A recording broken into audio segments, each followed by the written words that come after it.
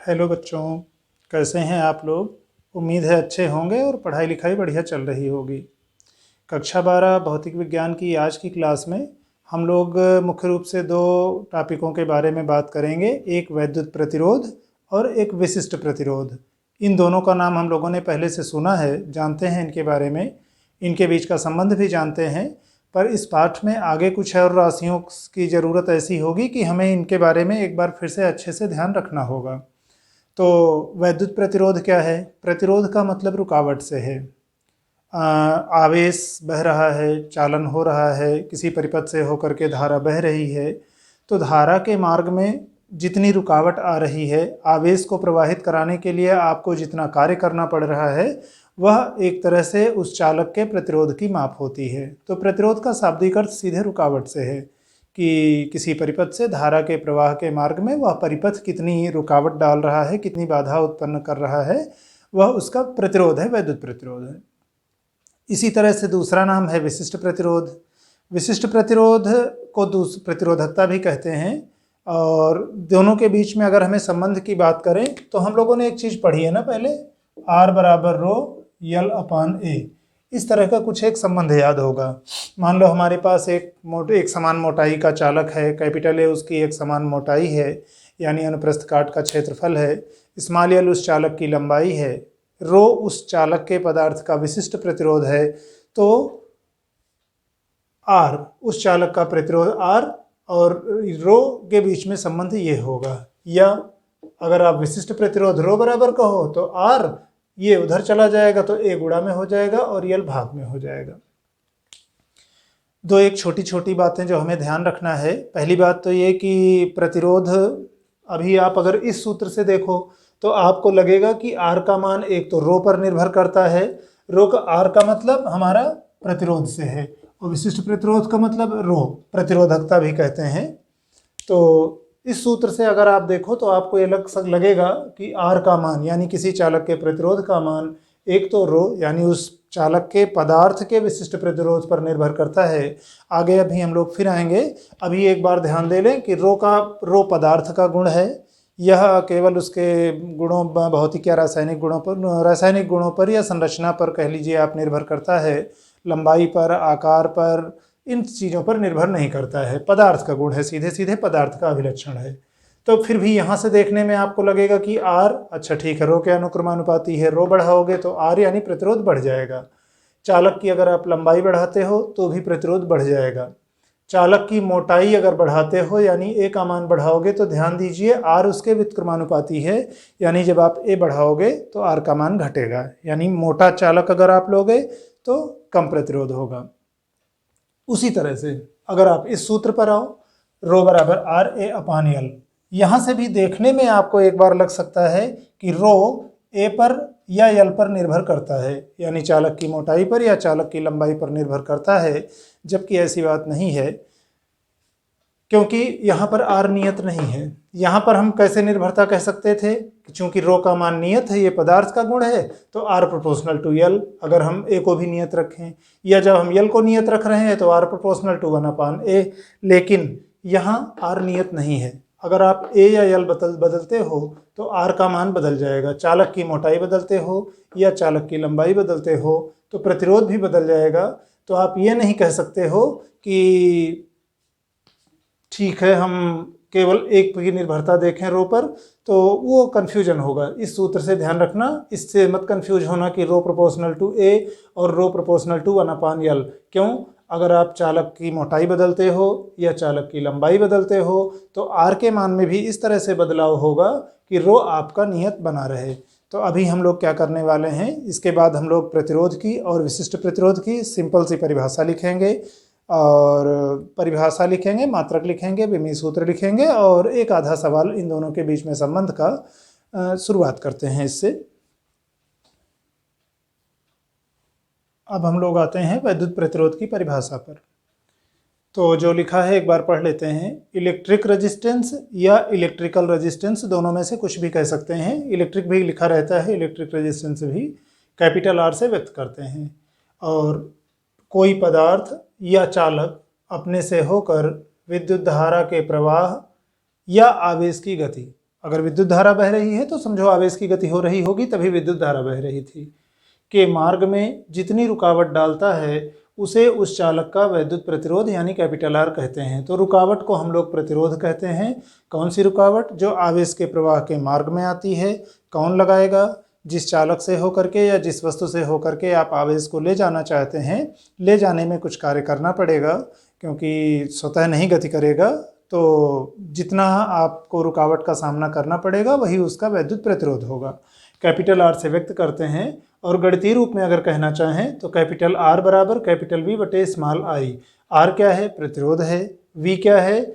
उस चालक के सिरों के मध्य लगाया गया वैद्युत विभवांतर है।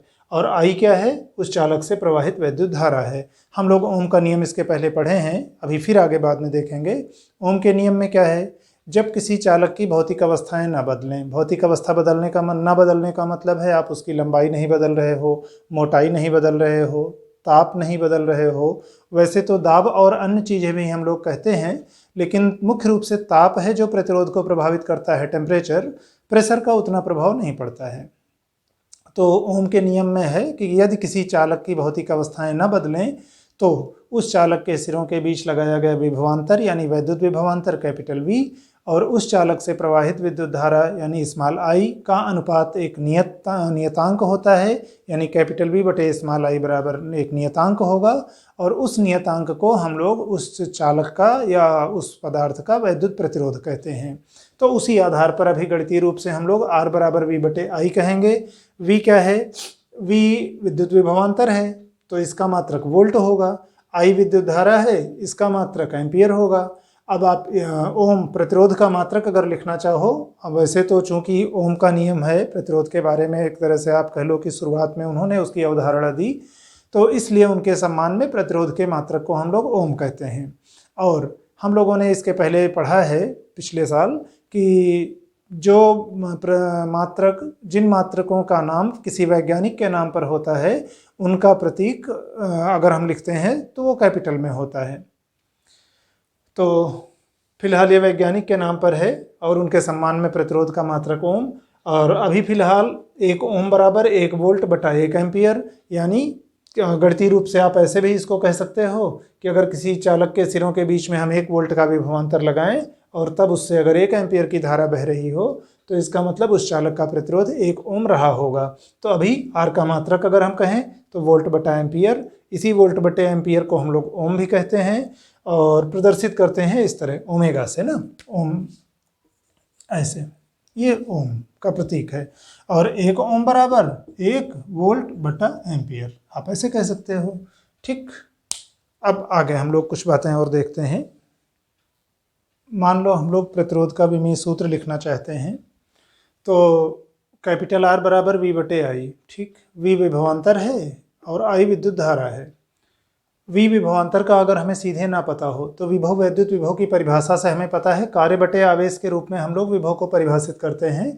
तो वी बराबर डब्ल्यू बटा क्यू कह सकते हो आप, यानी जो इसका विमीय सूत्र होगा वो डब्ल्यू बटे क्यू के विमीय सूत्र के बराबर होगा। मान लेते हैं हमें इन राशियों के पता हैं, तो ये डब्ल्यू बटा क्यू, क्यू नीचे आ जाएगा, डब्ल्यू बटे आई गुणा क्यू, क्यू बराबर आई टी। मतलब अगर टी समय में आई धारा लगातार प्रवाहित हो रही है, विद्युत धारा, टी समय में प्रवाहित आवेश की मात्रा क्यू हो तो क्यू बराबर आई टी होता है।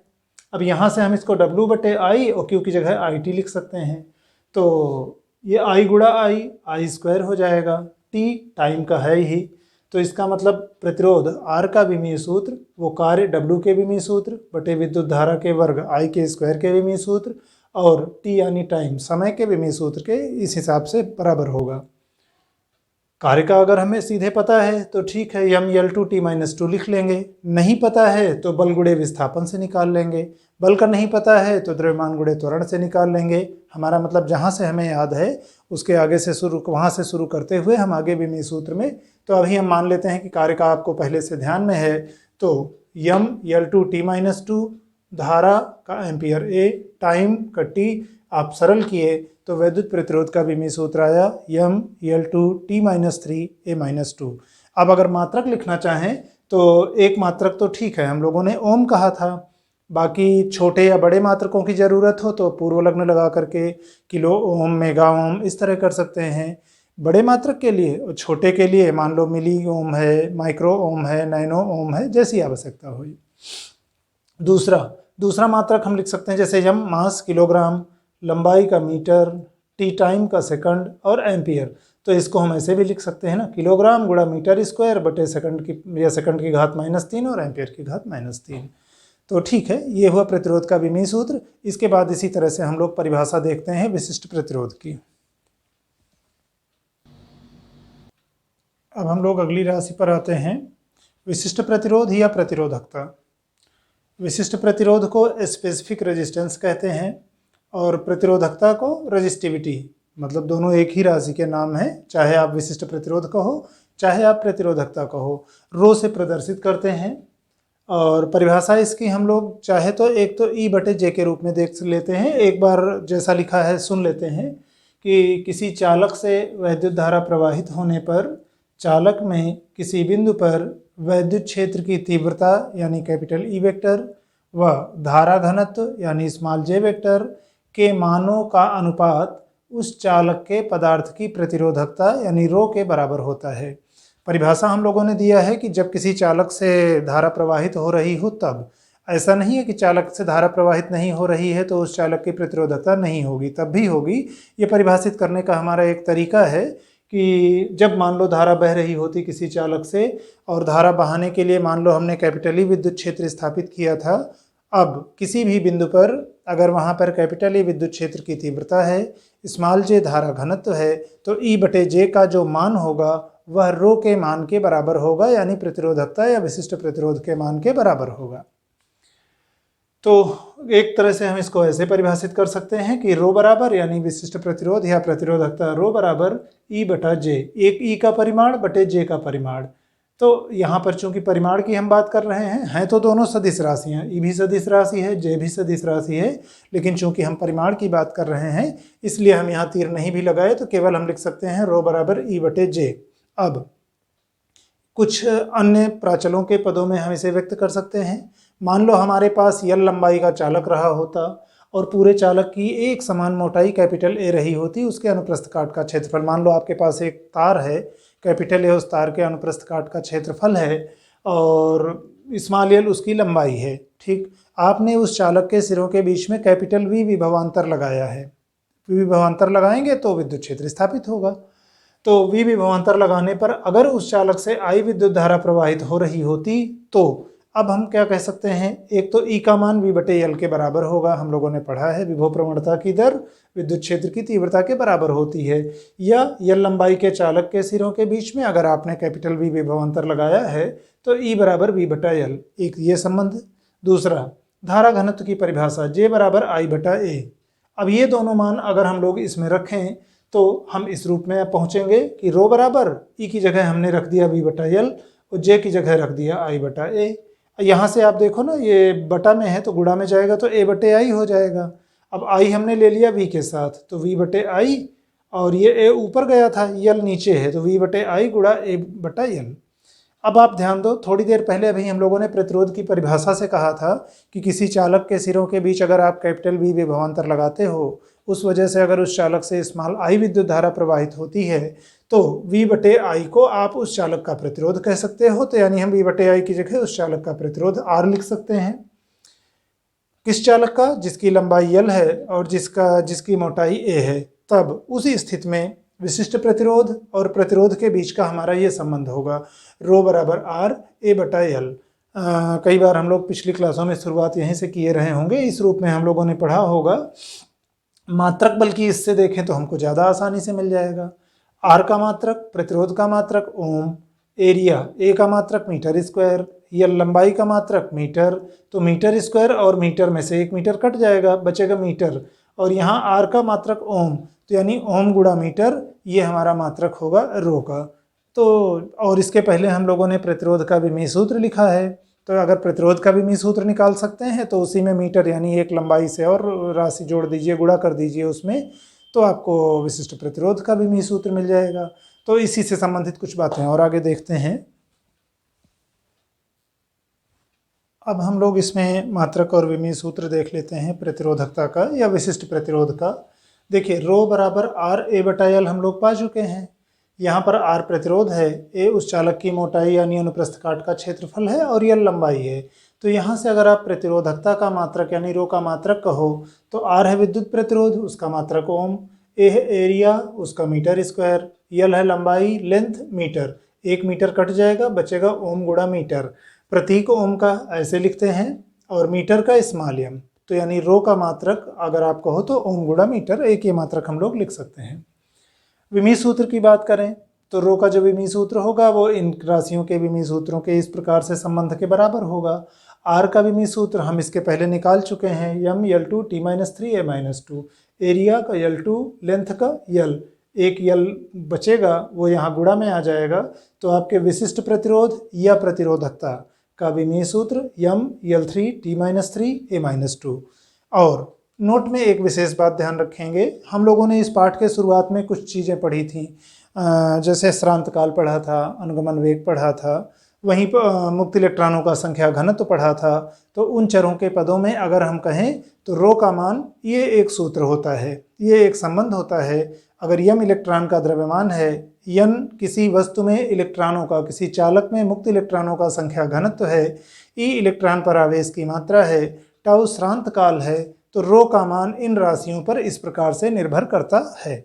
फिर से एक बार दोहरा दें, यम इलेक्ट्रॉन का द्रव्यमान है, यन मुक्त इलेक्ट्रॉनों का संख्या घनत्व है। मुक्त इलेक्ट्रॉन के संख्या घनत्व का मतलब उस चालक के एकांक आयतन में उपस्थित मुक्त इलेक्ट्रॉनों की संख्या, एकांक आयतन में उपस्थित मुक्त इलेक्ट्रॉनों की संख्या।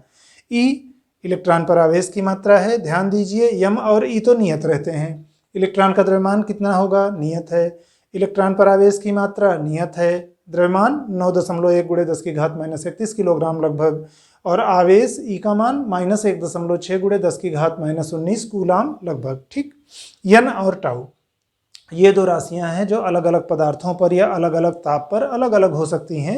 यन है मुक्त इलेक्ट्रॉन का संख्या घनत्व, टाउ है श्रांत काल यानी मुक्त इलेक्ट्रॉन द्वारा दो क्रमागत टक्करों के बीच में कितना औसत समय लगता है वो हमारा श्रांत काल है। और आगे हम लोग देखेंगे, अभी फिलहाल केवल इतना ध्यान रहे कि ये पदार्थ के गुण हैं। और अगर अच्छा इस वाले सूत्र में आप देखो तो ना तो मुक्त इलेक्ट्रॉनों का संख्या घनत्व चालक के आकार यानी उसकी लंबाई या मोटाई पर निर्भर करता है और ना ही श्रांत काल। तो इस सूत्र से अगर आप देखो तो आप कह सकते हो कि रो का मान चालक की लंबाई पर या मोटाई पर निर्भर नहीं करता है। तो यानी रो पदार्थ का गुण है, पदार्थ का अभिलाक्षणिक गुण है, करेक्टरिस्टिक प्रॉपर्टी। करेक्टरिस्टिक प्रॉपर्टी का मतलब ऐसी प्रॉपर्टी जो उसके करेक्टर के बारे में बताती है, लक्षण के, अभिलक्षण के, व्यवहार के, चरित्र के बारे में बताती है। और अभिलक्षण यानी करेक्टर क्या होता है, सेट ऑफ बिहेवियर, व्यवहार का समुच्चय। किसी खास स्थिति में किसी खास क्रिया के बदले में हम क्या प्रतिक्रिया देंगे वो निर्धारित होता है कि हमारा चरित्र कैसा है। समान घटना होने पर हो सकता है एक का रिस्पांस कुछ दूसरा रहे, दूसरे का रिएक्शन कुछ दूसरा रहे, वह निर्भर करेगा उनकी मनोस्थिति और चरित्र पर। तो संक्षेप में अभी ऐसे ही हम लोग मजाक कर रहे थे, मजाक का मतलब है सामान्य दैनिक जीवन की बात कर रहे थे इससे जोड़ करके। तो अभिलाक्षणिक गुण का मतलब यह है कि उसके व्यवहार के बारे में जो बताए, सीधे से बात कि लक्षण या करेक्टर का मतलब है सेट ऑफ बिहेवियर्स, कि किस कंडीशन में, किस परिस्थिति में आपका क्या रिस्पांस, क्या प्रतिक्रिया होगी, वो आप किस हिसाब से निर्धारित करोगे। तो रो पदार्थ का अभिलाक्षणिक गुण है, यह उसके आकार पर निर्भर नहीं करेगा, चालक की लंबाई कितनी है, मोटाई कितनी है, इससे हमारे रो के मान में कोई बदलाव नहीं होना है। बदलाव होना है यन और टाउ के हिसाब से। श्रांत काल उसमें मुक्त इलेक्ट्रॉनों का कितना है, उसमें मुक्त इलेक्ट्रॉनों का संख्या घनत्व कितना है। मुख्य रूप से ये दो चीज़ें होंगी जो हमारे रो प्रतिरोधकता या विशिष्ट प्रतिरोध को निर्धारित करेंगी। और हाँ, इस सूत्र की अगर बात करें रो बराबर RA/L से, यहाँ से रो को हम लोग एक और तरीके से परिभाषित कर सकते हैं। इस सूत्र में देखिए, अगर A का मान 1 मीटर स्क्वायर हो, L का मान आप 1 मीटर रखो, तो आपका रो बराबर R हो जाएगा। अच्छा, एक घन की अगर हम बात करें, मान लो हमारे पास एक कोई घन है, ठीक, घन का मतलब 1 मीटर भुजा उसकी, सभी मान लो 1 मीटर भुजा का घन है, तो उसकी जो सामने का फलक है उसका भी क्षेत्रफल 1 वर्ग मीटर होगा और एक फलक से दूसरे फलक तक की दूरी भी 1 मीटर होगी। तो दूसरे एक तरीके से हम रो को परिभाषित कर सकते हैं कि 1 मीटर भुजा वाले घन का जो प्रतिरोध होता है उस प्रतिरोध का मान उस पदार्थ के विशिष्ट प्रतिरोध के बराबर होता है, या अगर घन के रूप में नहीं है किसी और भी रूप में हो सकता है, तो हम ये कह सकते हैं कि अगर किसी चालक की एकांक लंबाई और एकांक मोटाई का जो प्रतिरोध होता है वह उसके प्रतिरोध का मान, मतलब एकांक लंबाई के और एकांक मोटाई वाले, या 1 मीटर लंबे और 1 वर्ग मीटर अनुप्रस्थ काट के क्षेत्रफल वाले चालक का जो प्रतिरोध होता है उस प्रतिरोध का मान उस चालक के विशिष्ट प्रतिरोध के मान के बराबर होता है।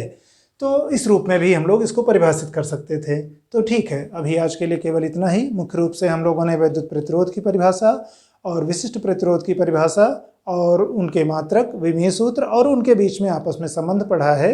हाँ, एक और उदाहरण हम लोग देख सकते हैं प्रतिरोध और प्रतिरोधकता के बीच में संबंध को समझने के लिए। जैसे मान लो हम सड़क पर साइकिल चलाते हुए जा रहे हैं और रास्ते में कुछ दूरी हमको जाना है। रास्ते में कहीं पर मान लो बाजार मिल सकती है, कहीं ज़्यादा भीड़ भाड़ हो सकती है, तो बीच में कुछ हिस्सा ऐसा भी हो सकता है जहाँ पर हमारे पास ज़्यादा रुकावटें ना हों। आप मान लो कि साइकिल सहित हम जा रहे हैं तो हम आवेश हो गए। जिस सड़क पर हम गति कर रहे हैं वह सड़क मान लो चालक हो गई, और प्रतिरोध का मतलब हमको एक जगह से दूसरी जगह तक जाने में कितनी दिक्कत हुई वो प्रतिरोध हो गया। अब आप आराम से 2-3 चीज़ों पर ध्यान दे सकते हो। मान लो आप 2 स्थितियां कहें, हमने कहा कि वही सड़क है, उसी तरह की परिस्थितियां हैं। आपके एक बार 1 किलोमीटर गए हो तो कुछ दिक्कत हुई होगी, फिर दोबारा 2 किलोमीटर गए हो तो जाहिर सी बात है 2 किलोमीटर जाने में 1 किलोमीटर की तुलना में 2 गुना ज़्यादा दिक्कत हुई होगी। यानी जितनी ज़्यादा लंबाई आपने तय की उतनी ज़्यादा आपको दिक्कत हुई होगी, उतना ज़्यादा कष्ट हुआ होगा, या उतनी ज़्यादा ऊर्जा खर्च करनी पड़ी होगी, या उतना समय लगा होगा उसी अनुपात में। तो इसका मतलब लंबाई के अनुक्रमानुपाती है दिक्कत, यानी प्रतिरोध का मान चालक की लंबाई के अनुक्रमानुपाती होगा। कब? जब बाकी अन्य चीज़ें नियत रहें, यानी रो का मान ना बदल रहा हो और ए का मान ना बदल रहा हो। ठीक, तो ये प्रतिरोध लंबाई पर निर्भरता हो गई। अच्छा, अगर मान लीजिए कि किसी सड़क पर जितना ट्रैफिक है, जितनी भीड़ भाड़ है, जो लोग जहाँ हैं, जिस चाल से जा रहे हैं, सब वैसे ही हों, केवल स्थिति ये हो कि अब सड़क चौड़ी हो गई है। मान लो जितने लोग आने जाने वाले हैं किसी सड़क पर वो उतने ही आ जा रहे हैं, उसी चाल से आ जा रहे हैं, उसी वाहन से आ जा रहे हैं। लेकिन एक उदाहरण में पतली सड़क है, दूसरे उदाहरण में सड़क चौड़ी हो गई है। तो जब सड़क चौड़ी हो गई होगी तो आपको कम दिक्कत होगी। इसका मतलब मोटाई, क्षेत्रफल अगर आपका बढ़ गया है तो दिक्कत कम होगी। उसको आप समझ सकते हो कि चालक की जब मोटाई ज़्यादा हो गई तो उसके अंदर से आवेश को जाने में कम दिक्कत होगी, यानी मोटाई के व्युत्क्रमानुपाती होगा आर का मान, R प्रोपोर्शनल टू 1/A।